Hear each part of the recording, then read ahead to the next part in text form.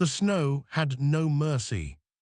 It fell in thick, suffocating curtains across the valley, burying the fence lines and choking the trails until the world became nothing but white silence. Ethan Carr stood at the window of his ranch house, coffee cooling in his hand, watching the blizzard erase everything he knew. The mountains had disappeared. The barn was a gray shadow. Even the sound of his own breathing felt muffled. He wasn't expecting anyone. No one traveled in weather like this. No one with sense, anyway. But then he saw her. At first he thought it was a trick of the light, some animal staggering through the drifts, maybe a deer or a lost calf. But as the shape moved closer, Ethan's chest tightened. It wasn't an animal. It was a woman. She was on foot, dragging herself through snow that reached her knees, her body bent forward like she was carrying the weight of the storm itself. Her dress, dark, torn at the hem, clung to her legs, soaked through. No coat, no hat, just a thin shawl wrapped around her shoulders, flapping uselessly in the wind. Ethan set the coffee down hard, the cup rattling against the sill. She collapsed. He didn't think. He threw open the door and stepped into the cold, the wind hitting him like a fist. The snow bit at his face, his boots sinking deep as he ran toward her. She was maybe 30 yards from the porch, crumpled in the snow, her arms wrapped around her belly. Her belly. She was pregnant. Jesus, Ethan breathed, dropping to his knees beside her. Ma'am, can you hear me? Her eyes fluttered open, dark, unfocused, glazed with exhaustion. Her lips were blue. Her fingers, clutching at the shawl, were red and raw, the skin cracked and bleeding. Please, she whispered, her voice barely audible over the wind. Please, don't let him. Don't let who? Ethan asked, gripping her shoulders gently. Who's after you? But her eyes rolled back, and she went limp in his arms. Ethan didn't wait. He scooped her up. She was lighter than he expected, all bone and cold skin, and carried her back to the house. The wind screamed behind him, snow whipping at his back as he kicked the door shut and laid her down on the rug in front of the fireplace. Her breath came in shallow, rattling gasps. Her dress was soaked through, her hair plastered to her face. Ethan grabbed a blanket from the chair and wrapped it around her, then stoked the fire until the flames roared. Come on, he muttered, rubbing her hands between his. Come on, stay with me. Her eyelids fluttered. A faint moan escaped her lips. Ethan pulled off her boots, worn through at the soles, her feet blistered and swollen. He wrapped them in a dry towel, then checked her pulse. Weak but steady, she was alive, barely. He sat back on his heels, staring at her. Who was she? And what the hell had driven her out into a blizzard like this? Minutes passed, maybe an hour. Ethan kept the fire burning, kept her wrapped tight, and waited. Finally, her eyes opened. She gasped, jerking upright, her hands flying to her belly. Easy, Ethan said, raising his hands. You're safe, you're inside. Her gaze darted around the room, taking in the fireplace, the furniture, the walls, before landing on him. Fear flickered across her face, sharp and immediate.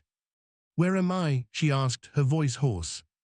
My ranch, Ethan said, about 10 miles south of Crow's Ridge. You collapsed outside, I brought you in. She stared at him for a long moment, her breathing uneven. Then she looked down at herself, at the blanket, at her bare feet, and pulled the fabric tighter around her shoulders. I need to go, she said suddenly, trying to stand. You're not going anywhere, Ethan said firmly. Not in this storm, you'd be dead in 20 minutes. You don't understand. Then help me understand. Ethan's voice softened. Who's chasing you? Her jaw tightened. She looked away toward the window, where the snow continued to fall in thick, relentless waves. No one, she said quietly. Ethan didn't believe her. He stood, crossed to the kitchen, and poured a cup of water. When he handed it to her, she took it with trembling hands and drank slowly, her eyes never leaving the door. You walked a long way, Ethan said, sitting down across from her. Your feet are torn to hell, your dress is soaked, you're pregnant and you're alone, so forgive me if I don't believe no one is after you. She lowered the cup, her expression hardening. Why do you care? She asked. Because you're sitting in my house, Ethan said, and because I've seen what men do to women out here when they think no one's watching. Her eyes flickered, something raw and vulnerable passing across her face before she looked away again. My name's Ethan Carr, he said. I've been running this ranch for 15 years. I'm not a lawman and I'm not a saint, but I'm not going to throw you back out into that storm. She was silent for a long time. Then finally she spoke. My name is Anna, she said quietly. Anna Holt. Ethan nodded. How far did you walk, Anna? She hesitated. 50 miles, maybe more. Ethan's chest tightened. 50 miles in the snow, pregnant. 50 miles from where? He asked. Anna's hands tightened around the cup. From my husband's grave, she said. The words hung in the air like smoke. Ethan didn't push. He'd learned a long time ago that some stories came out slow, like pulling a splinter. You had to let the silence do the work. Anna stared into the fire, her face pale and drawn. He died 3 weeks ago, she said quietly. Pneumonia. We had a cabin up near Silver Creek, just the two of us. He was a good man, quiet, kept to himself. She paused, her voice catching. After he died, I buried him myself, dug the grave with my own hands. No preacher, no ceremony, just me and the dirt. Ethan's jaw clenched. And then, he asked gently. Anna's eyes darkened. Then his brother came. Ethan felt something cold settle in his gut. His brother, he repeated. Anna nodded, her voice dropping to a whisper. Calb Holt, he showed up 2 days after the burial, said the cabin was his now, said the land was his, said I had no claim to anything because I was just a woman. She looked up at Ethan, her eyes burning with quiet fury. He said I could stay, she continued, if I agreed to certain terms. Ethan's hands curled into fists. What kind of terms? He asked, though he already knew. Anna's silence was answer enough. I ran, she said finally. That night, I took what I could carry and I ran. He came after me. I heard him on the trail, calling my name, telling me to come back, telling me I had nowhere to go. Her voice cracked. I walked for 3 days, she said, through the snow, through the cold. I thought if I could just find someone, anyone who might help. She trailed off, staring at her hands. Ethan was quiet for a long moment. Then he stood, crossed to the window, and looked out at the storm. He's still following you? He asked. Anna's voice was barely a whisper. I don't know. Ethan turned to face her. Then we'll assume he is, he said, and we'll be ready. Anna looked up at him, surprise flickering across her face. Why? She asked. Why would you help me? Ethan held her gaze. Because some things are worth standing for, he said simply. The storm raged through the night. Ethan gave Anna the small bedroom off the main room, the one that had belonged to his daughter years ago before she'd grown up and moved east. He didn't talk about it, just handed Anna a dry nightdress, a wool blanket, and told her to rest. She didn't argue. Ethan sat by the fire, his rifle across his lap, listening to the wind howl against the walls. He didn't expect Calb Holt to come tonight, not in this weather, but he wasn't taking chances. He thought about Anna's story, about the brother who'd shown up like a vulture, circling a fresh grave, about the 50 miles she'd walked, pregnant and alone, through snow that would have killed most men. And he thought about something else, something that gnawed at the edges of his memory. The name Holt. He'd heard it before. Morning came gray and cold. The snow had stopped, but the world outside was buried under 3 feet of white silence. Ethan stepped onto the porch, his breath fogging in the air, and scanned the horizon. Nothing moved. He went back inside. Anna was awake, sitting at the table, her hands wrapped around a cup of tea. She looked better, color back in her cheeks, her eyes clearer, but the fear hadn't left her. How are you feeling? Ethan asked. Like I walked 50 miles, Anna said quietly. Ethan almost smiled. He sat down across from her, studying her face. There was something familiar about her, something he couldn't quite place, the shape of her jaw, the way she held herself. Anna, he said carefully, your husband, what was his name? She looked up at him, surprised by the question. Jacob, she said, Jacob Holt. Ethan's chest tightened. Jacob Holt, he repeated slowly, from Silver Creek. Anna nodded. You knew him. Ethan was quiet for a long moment. Then he stood, crossed to the mantel, and pulled down a small wooden box. He opened it, sifted through the contents, and pulled out a faded photograph. He handed it to Anna. She stared at it, her breath catching. It was a picture of two young men standing side by side in front of a barn.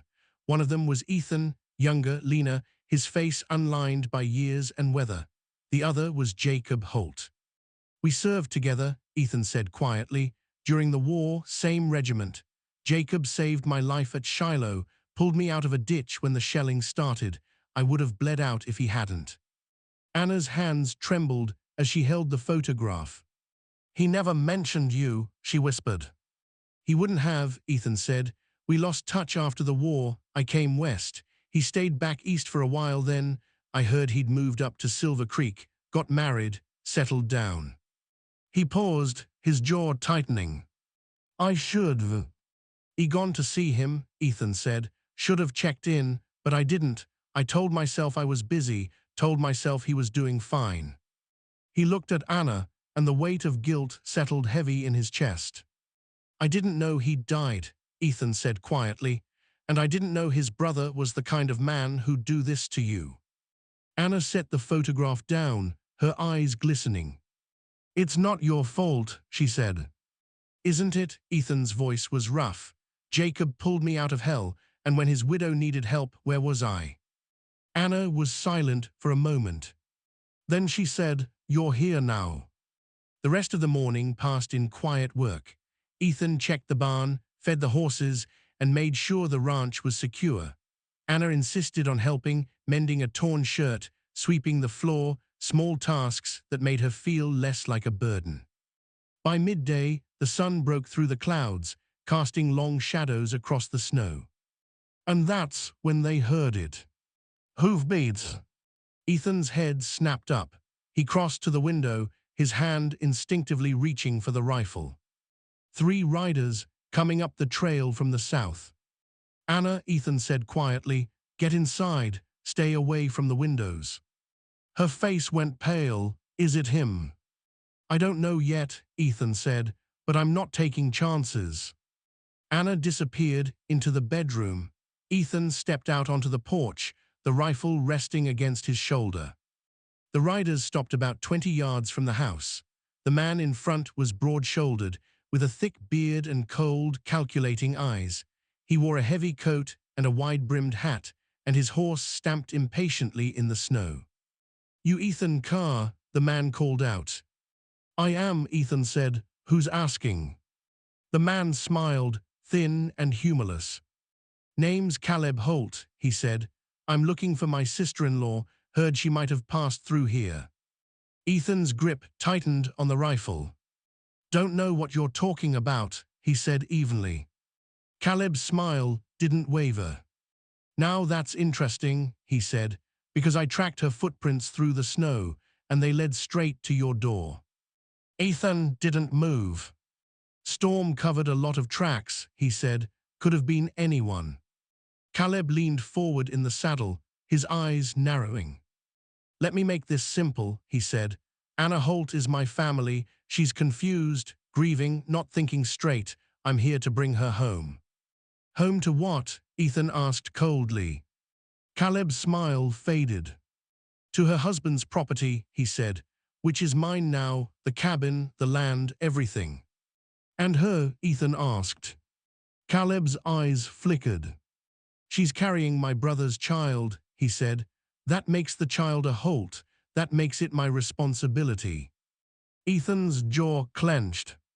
Funny way to show responsibility, he said. chasing a pregnant woman through a blizzard. Caleb's expression hardened. "You got no right to interfere," he said. "This is family business." "Then take it up with the law," Ethan said. Caleb laughed, a harsh, ugly sound. "The law," he said.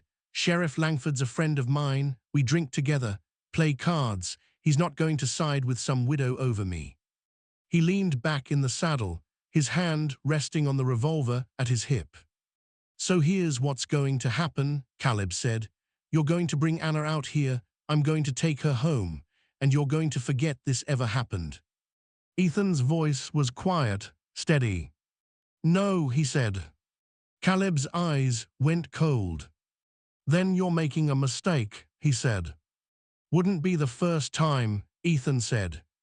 Caleb stared at him for a long moment. Then he jerked his horse's reins and turned away. "You've got until tomorrow," he called over his shoulder.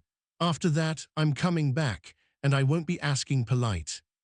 The three riders disappeared into the trees. Ethan stood on the porch, his heart pounding, the rifle still in his hands. Behind him, the door creaked open. Anna stepped out, her face ashen. "He's not going to stop," she whispered. Ethan looked at her. "Neither am I," he said. The day passed, intense preparation. Ethan checked every window, every door, every line of sight from the house to the trees. He loaded extra ammunition, sharpened his knife, and made sure the horses were ready in case they needed to run. Anna watched him work, her hands resting protectively over her belly. "You don't have to do this," she said quietly. Ethan didn't look up. "Yes, I do," he said. "Why?" Anna asked. "Because of Jacob." Ethan paused, his hands stilling on the rifle. "Partly," he said, "but not just that." He looked at her. "After the war," he said, "I came back to nothing. My wife had died while I was gone. My daughter barely remembered me. I built this ranch because I needed something to hold on to, something that mattered." He set the rifle down. "I've spent 15 years out here," he said, "keeping my head down, minding my own business, telling myself that was enough." His voice dropped. "But it's not," he said. "Jacob pulled me out of hell because he believed some things were worth dying for, and I've been too much of a coward to live by that." Anna's eyes glistened. "You're not a coward," she said. Ethan gave her a sad smile. "Maybe not anymore," he said. Night fell. Ethan sat by the window, his rifle across his lap, watching the darkness. The moon was bright, casting silver light across the snow. Every shadow looked like a man. Every sound made his heart race. Anna sat by the fire, her hands wrapped around a cup of tea she wasn't drinking. "Tell me about Jacob," Ethan said quietly. Anna looked up, surprised. "What do you want to know?" she asked. "Anything," Ethan said. "I lost touch with him after the war. I want to know who he became."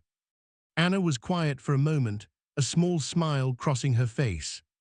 "He was kind," she said, "gentle. He loved the mountains, loved the quiet. He used to say the world was too loud, and the only place he felt at peace was up in those hills." She paused, her voice softening. "He built that cabin with his own hands," she said. "Every beam, every nail. He wanted it to be ours, a place where we could grow old together." Her smile faded. "He didn't get that chance," she said. Ethan's chest tightened. "I'm sorry," he said. Anna nodded, wiping at her eyes.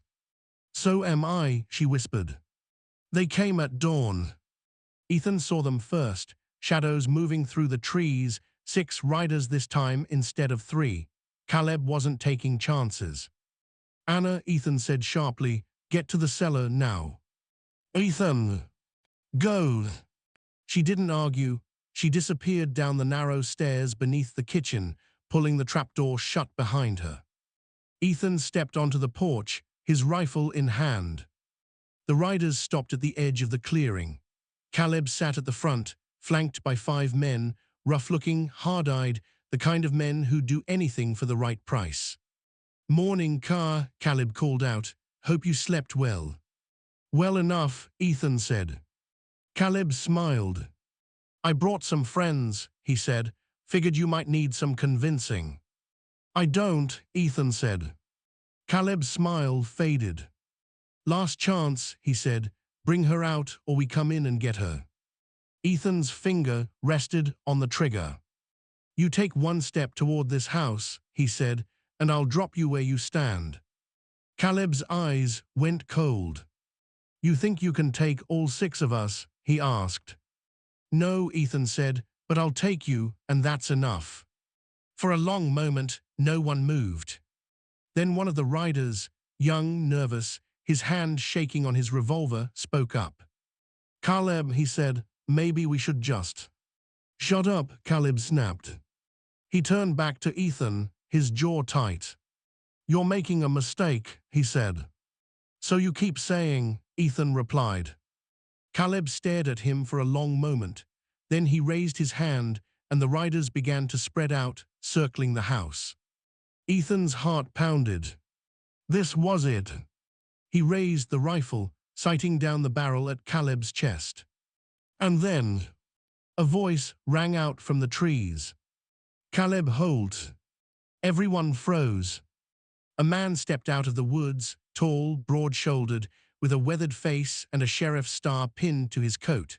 Behind him, 3 more men emerged, rifles in hand. It wasn't Sheriff Langford.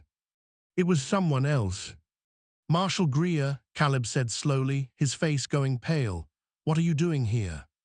Marshal Greer walked forward, his eyes cold. Got a report about a man threatening a widow, he said. Thought I'd ride out and see for myself. Caleb's jaw worked. This is a family matter, he said, not federal business. Threatening a woman on federal land makes it my business, Greer said, and from what I hear, you've been doing a lot more than threatening. He looked past Caleb, toward Ethan. You Carl, he asked. I am, Ethan said. You got Anna Holt in there, Greer asked. I do, Ethan said. Greer nodded. Then I'll need to speak with her, he said, get her side of things. Caleb's hand moved toward his revolver. You got no right. Touch that gun and you're under arrest, Greer said flatly. Caleb's hand froze. Greer walked past him, up onto the porch, and nodded to Ethan. Let's hear it, he said. Anna sat at the table, her hands wrapped around a cup of coffee, her voice steady as she told Marshal Greer everything. The cabin, Jacob's death, Caleb's arrival, the threats, the 50-mile walk through the snow. Greer listened in silence, his face unreadable. When she finished, he leaned back in his chair and let out a long breath. You got any proof? He asked. Anna's face fell. Proof, she repeated. Witnesses, Greer said, someone who can back up your story. Anna shook her head. It was just me and Caleb, she said. There was no one else. Greer's jaw tightened. That makes it harder, he said. So what? Ethan said sharply. You're just going to let him take her. Greer looked at him. I didn't say that, he said, but without proof, I can't arrest him. Best I can do is make sure he stays away from her. And how long will that last? Ethan asked. Greer didn't answer. Anna's voice was quiet. It's fine, she said. I'll leave, go somewhere else. Somewhere he won't find me. Where? Ethan asked. You're 8 months pregnant. You've got no money, no family. Where are you going to go? Anna's eyes filled with tears. I don't know, she whispered. Ethan looked at Greer. What if she stayed here? He asked. Both Anna and Greer looked at him in surprise. What? Anna said. You stay here, Ethan said. On the ranch, I've got space, I've got work, and I've got a rifle. Ethan. I owe Jacob, Ethan said quietly. Let me do this. Anna stared at him, her lips trembling. You don't owe me anything, she said. Maybe not, Ethan said, but I'm offering anyway. Greer cleared his throat. That might work, he said, if Mrs. Holt agrees. Anna looked down at her hands, her shoulders shaking. Why, she whispered, why would you do this? Ethan's voice was soft. Because Jacob would have done the same for me, he said. So here's the question that changes everything. If you were Ethan, if you'd lost touch with a man who saved your life, and his widow showed up on your doorstep, pregnant and running from danger, what would you do? Would you risk everything to protect her, or would you tell yourself it's not your fight? Take a breath, think about it.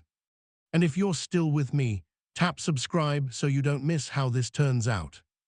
Marshal Greer left that afternoon, taking Caleb and his men with him. He made it clear that if Caleb came within 10 miles of the ranch, he'd be arrested. Caleb didn't say a word, but the look he gave Ethan, cold, venomous, said everything. When they were gone, the ranch fell quiet. Anna stood on the porch, watching the riders disappear into the trees. He'll come back, she said quietly.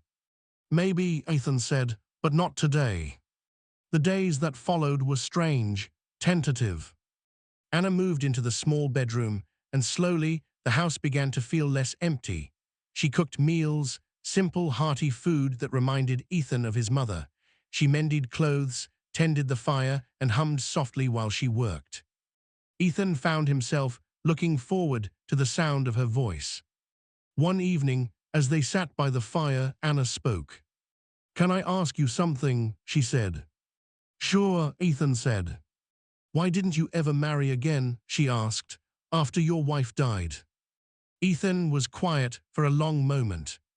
"I tried," he said finally, "once, a few years after the war, but it didn't take." He stared into the flames.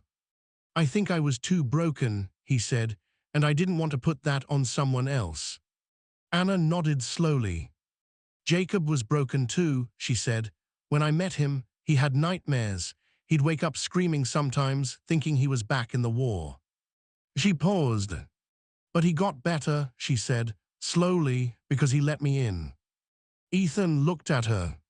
"You're saying I should have tried harder," he said. Anna smiled faintly. "I'm saying it's not too late," she said. 3 weeks passed. The snow began to melt, revealing the brown earth beneath. The ranch came back to life, fences mended, animals fed, work done. Anna grew stronger, her belly swelling with life, her laughter returning in small, fragile moments. And Ethan felt something he hadn't felt in years. Hope. But hope, he knew, was a dangerous thing. They came at night. Ethan woke to the sound of breaking glass. He grabbed his rifle and rolled out of bed, his heart pounding. "Anna," he shouted. She appeared in the doorway, her eyes wide with fear. "Stay behind me," Ethan said. He moved through the house, his rifle raised.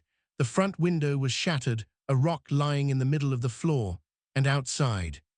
Flames. The barn was on fire. "Jesus," Ethan breathed. He ran outside, Anna close behind him. The barn was fully engulfed, the flames roaring into the night sky. His horses screamed, trapped inside. Ethan ran toward the doors, but the heat drove him back. And then he saw them. Caleb and 2 of his men, standing at the edge of the clearing, watching. Caleb smiled. "Told you I'd come back," he called out. Ethan raised his rifle. "You son of a..." A gunshot rang out. But it didn't come from Caleb. It came from behind Ethan. He spun around. A group of riders, maybe 10 of them, emerged from the trees. Men Ethan recognized, neighbors, ranchers he'd worked with over the years, old ranch hands who'd helped him build this place. At the front was Tom Bridger, a gray-haired man with a weathered face and steady eyes. "Gid's horse came back without him 3 days ago," Tom said, looking at Caleb. "We figured something was wrong." He raised his rifle. "You got about 10 seconds to leave," Tom said, "or we start shooting." Caleb's face went pale. "This is none of your business," he said. "We are making it our business," Tom said flatly.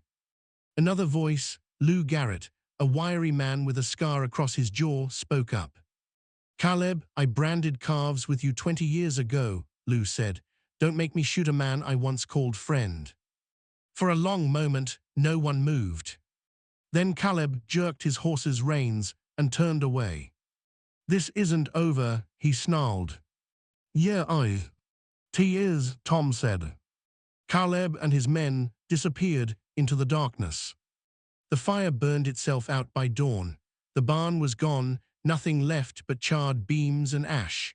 But the horses had been saved, driven out by the neighbors before the flames could reach them. Ethan stood in the ruins, exhausted, covered in soot. Tom walked up beside him. You okay? Tom asked. Yeah, Ethan said, thanks to you. Tom shrugged. Neighbors look out for each other, he said, even stubborn ones like you. Ethan almost smiled. How'd you know to come? He asked. Tom nodded toward Anna, who was standing by the porch, wrapped in a blanket.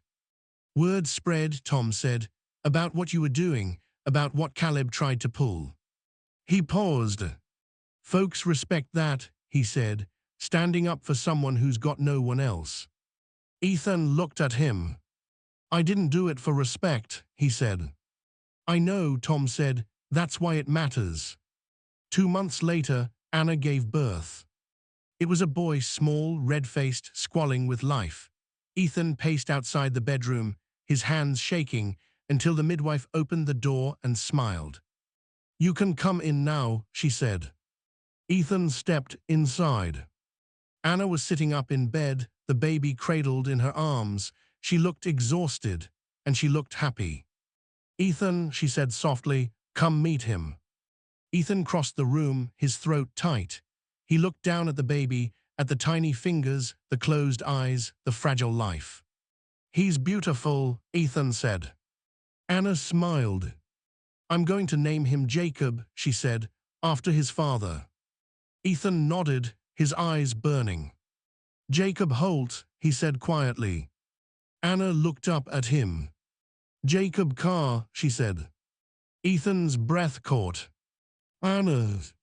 If you'll have us, Anna said, her voice trembling, both of us. Ethan stared at her, his chest tight with something he couldn't name. Yes, he said hoarsely, God, yes. Epilogue. Years passed. The barn was rebuilt, stronger than before. The ranch grew. Jacob grew, running through the fields, laughing, his mother's eyes and his father's quiet strength. And Ethan, once a man who'd lost everything, found himself surrounded by life again. Anna stood beside him on the porch one evening, watching the sun set over the mountains. You ever regret it? She asked quietly, taking me in. Ethan looked at her. Not for a second, he said. Anna smiled, resting her head on his shoulder. Good, she said, because I'm not going anywhere. Ethan wrapped his arm around her, holding her close. In the distance, the mountains turned gold in the fading light. And for the first time in a long time, Ethan Carr felt at peace. The ghosts of the past would always be there, Jacob's memory, the war, the choices he'd made, and the ones he'd failed to make. But they didn't haunt him anymore. They guided him. And that, he thought, was enough.